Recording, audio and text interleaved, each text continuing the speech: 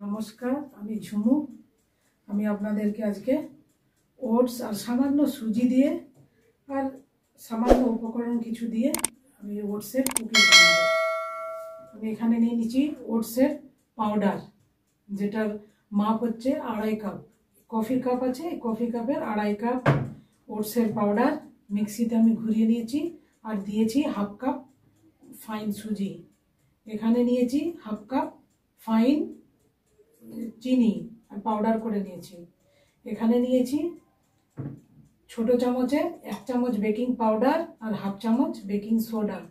এখানে নিয়েছি আপনার এই বড় কাপটার কফি কাপের 4 ভাগে 1 ভাগ নিয়েছি রিফাইন। এখানে নিয়েছি অল্প ফালি করে রাখা আলমন্ড। চলুন শুরু করি। তাহলে এবার শুরু করি। আমি নিয়ে নিলাম ওটস আর সুজির পাউডারটা। এবার দিয়ে দেব রিফাইন।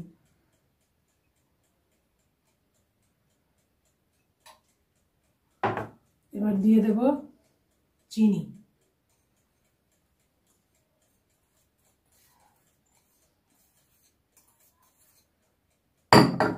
এবার দিয়ে দেব 1 চামচ বেকিং পাউডার আর 1/2 চামচ বেকিং সোডা। এবার আমি খুব টাইট করে মেখে নেব। যদি আমার দুধ লাগে তবেই দেব, না হলে দেব না। দুধটা সাইডে রেখেছি। এবার আমি এটা বিস্কুটের শেপ দেব।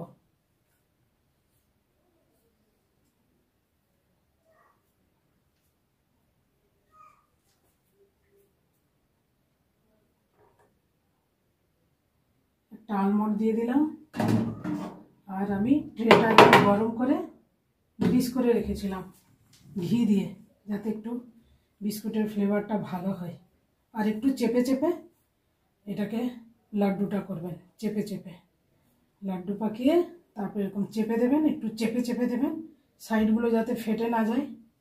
কারণ খালি ওটস তো, কোনো ময়দা নেই, সুজি নেই, ময়দা নেই, আটা নেই। আর একটা করে আলমন্ড লাগিয়ে দেবো।